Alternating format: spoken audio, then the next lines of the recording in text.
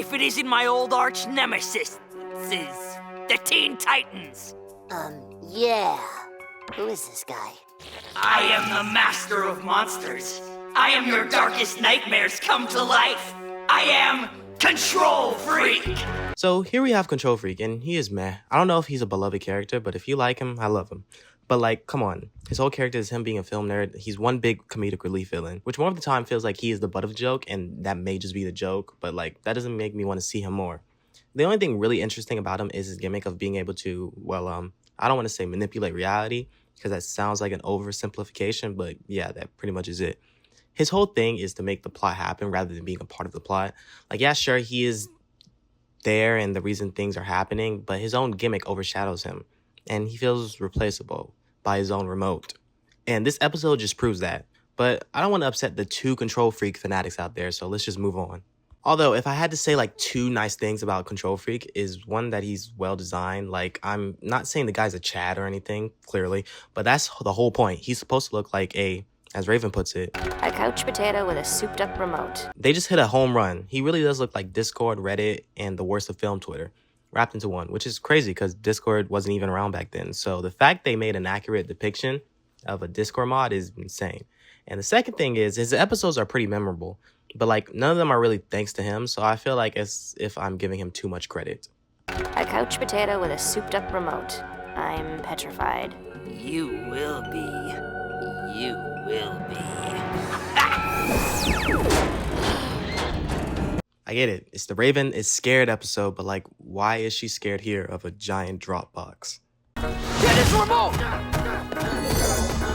Show's not over, Titans. And if you thought part 1 was scary, just wait for the sequels.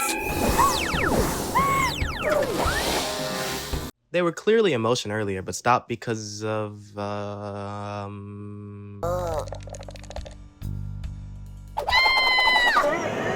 Dude! Wicked Scary is out on video? I know. Director's cut, digitally remastered, alternate ending. It's great. Cool.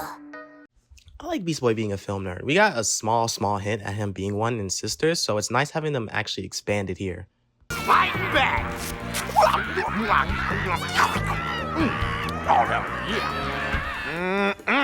Never knew evil tasted so good. I know, cartoons and funny gag, haha. But having Cyborg being the one to eat the candy then get sick is a little strange because he literally does have an iron stomach.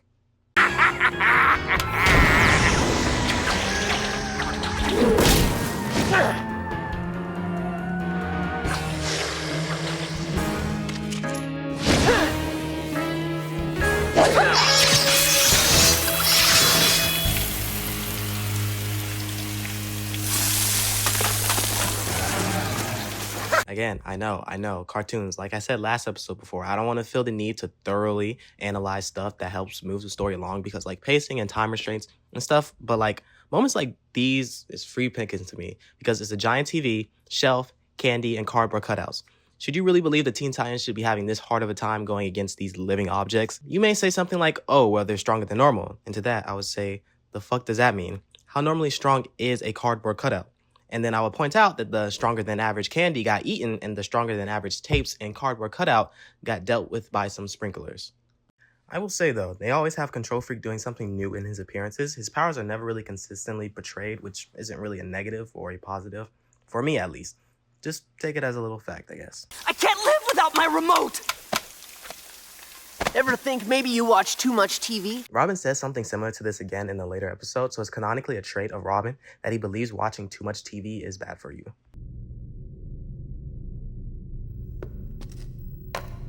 So originally I wasn't going to do a reference breakdown of all these things here, but then I realized I would be crazy not to. So first off, we have the puppets of the Teen Titans. What I can only assume to be the Slade Bot's mask, but the coloring is off. There's supposed to be a black outer ring around the mask. The Slade mask, of course, the wind-up laser Slade used in disguise, the chip Slade wanted for some reason, the Slade Bot's laser gun, the explosive Sladerang, Gizmo's backpack, the radio or phone Gizmo was going to use to call Slade. We see it better in Mask. And while I'm at it, I did notice the gun in the same shot looks a lot like the gun on the wall, but as far as I can tell, this is just maybe a gun they have is just like a random model because no one in the show uses it, so it's not really important, but I'm gonna bring it up just because it is the same gun, I guess. The tracker Slate used to lure Robin, Trident? Gizmo's bear, Slate's amulet he had when he was in disguise, and everything else is just random shit. There's more, but I'll get to it when we get to it. Cyborg, you are certain you do not desire unhealthy sugar candies? Starfire says it's candy, but it looks more like popcorn, and I don't know, maybe this is just me. I never had candy poured straight into a bowl.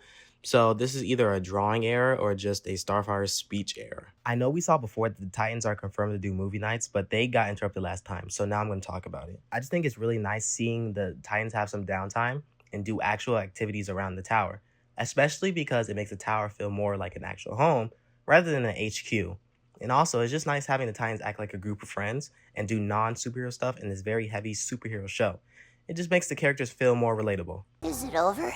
I dare not open my eyes to find out. Now I'm really sick to my stomach.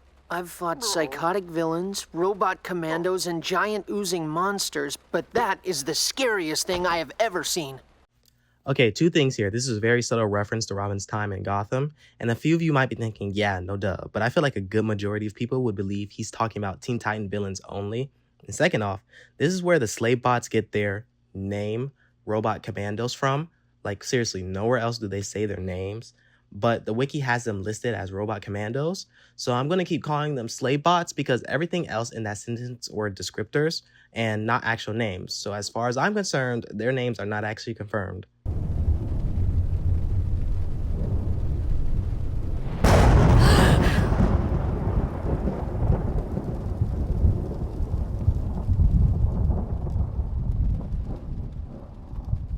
Maybe I should consider redecorating.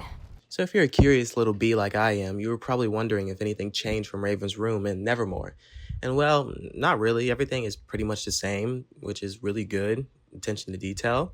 But the only thing that is not there is that giant fucking globe she had for some reason. The storm. Probably just tripped a circuit breaker.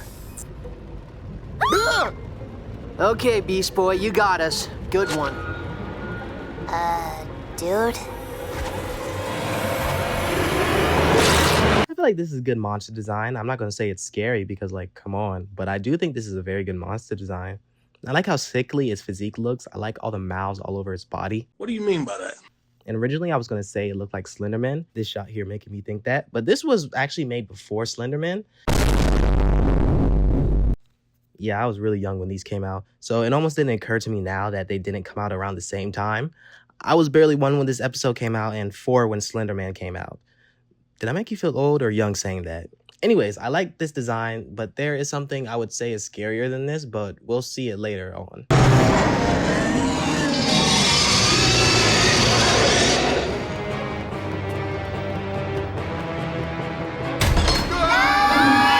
Okay, so is that like a pit randomly in the Titans Tower? Because the only thing that's happened to them is that a monster has appeared and nothing else. And they make no light of the pit, so is that just something they have there? Don't even try to tell me that didn't scare you. Oh! Beast Boy! What did I tell you? Funny guy goes first!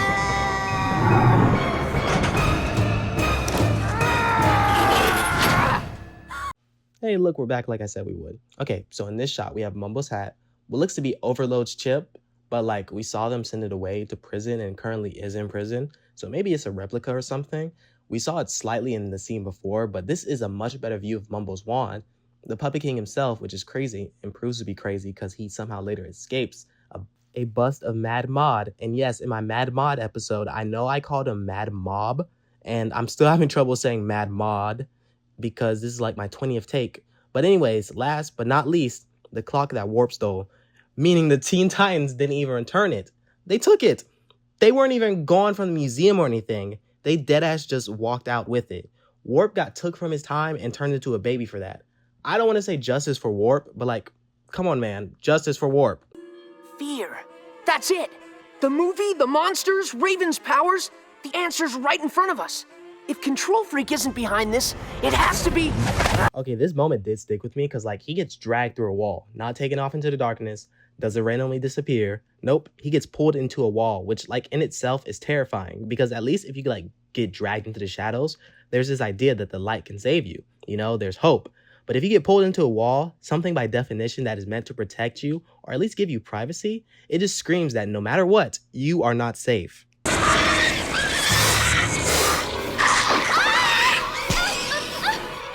Hurry! We're almost... Start fire!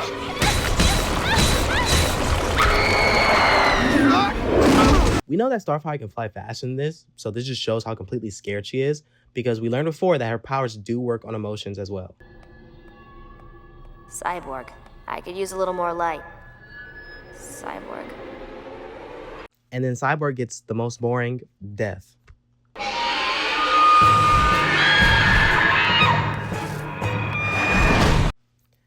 Teen Titans has pretty much made it a thing that the 4 red eyes have something to do with Raven, so it's not really much of a hint and more of along the lines of you're trying to figure out why Raven is behind this now. Did you not see the monsters? We saw them, but they were never really there. Raven was afraid, but when she wouldn't talk about it, the fear found another way out. Her powers. Once you accepted your fear, you regained control over it. You mean Raven made all those creepy crawlies by accident? Sorry? So what do the Titans remember? Is it just a moment of like unconsciousness and they blinked out for a second? Because like no one makes note of any of their deaths. And no, you guys were definitely in danger, and Raven, don't blush, because what would happen if she was literally eaten alive by her own fear? You know, your haunted house was way creepier than that stupid movie. Any chance you'd want to do all this again for Halloween? I'm afraid not. All around, I like this episode. Like, hell yeah, put these superheroes / characters we love in a situation that they stereotypically wouldn't be put in. Every superhero show deserves at least one horror episode. It also has a good lesson in talking about your fears and not letting your emotions bottle up, and it's also really consistent with the fact that Raven's emotions are her powers, and if she gets too overwhelmed by them, they can take control like we saw in Nevermore. Side note, but it reminds me of how Raven traumatized Wally in the comics due to her coincidentally also being under the control of fear. The title itself, or should I say fear itself?